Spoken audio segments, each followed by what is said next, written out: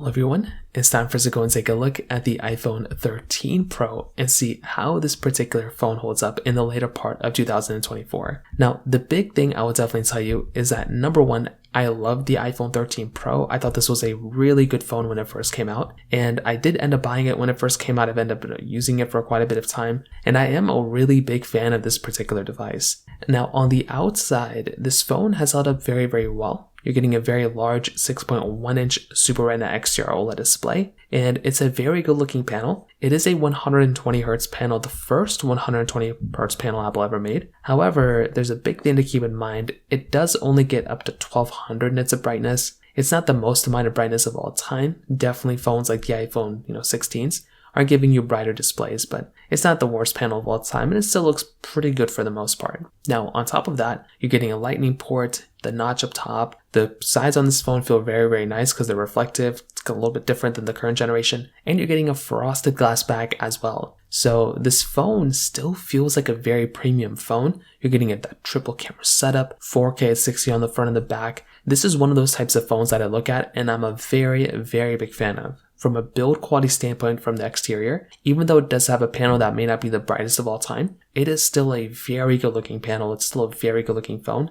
And I, for one, I'm a massive fan of the way this particular phone kind of holds up from that particular perspective. Now, I did have the opportunity of kind of comparing the iPhone 13 Pro against the iPhone 16s. And the one thing that I did notice is that with this type of device, this phone still is like a pretty good performing device, from the way it feels. It still feels like a pretty premium phone. Don't really have like too many complaints from that side, which I think is super important to think about. So I do think if you are going to go through and like pick up a phone, just from a build quality standpoint of like looking at this phone and looking at other phones, this type of device I think does a really, really good job of basically a majority of things that you end up throwing at it. So I think this in and of itself is another one of those super important things to keep in mind. And from a software experience standpoint, this phone is going to be lasting, in terms of software for a long period of time. This thing's not really going to be going anywhere anytime soon. And I do think that is kind of an important thing to keep in mind here. The fact that you can go through, pick up this type of phone, and it's still going to be supported with software for a long period of time, at least for like another 3-4 years. I think that in and of itself is another very important thing to keep in mind there as well. And then when it comes down to the actual performance of this device,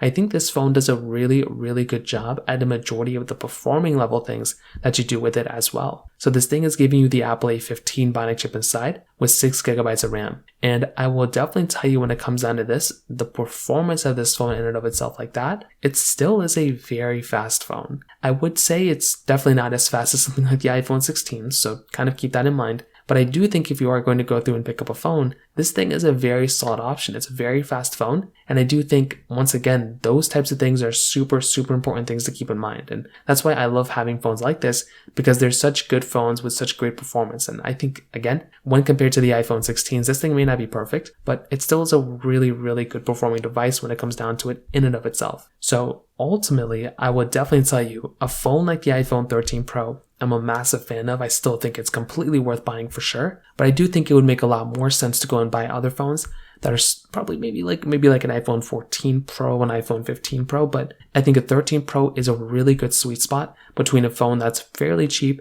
and a phone that's still it was a very, very good performing device too. So from that side, that kind of covers it up there for the most part. If you have any other thoughts or questions, please let me know in the comment section below. Hit the like button, that will mean so much, but definitely hit that subscribe button. More importantly than everything else, I love every single one of you guys. Hopefully I'll catch you guys in the next video. Peace out till then.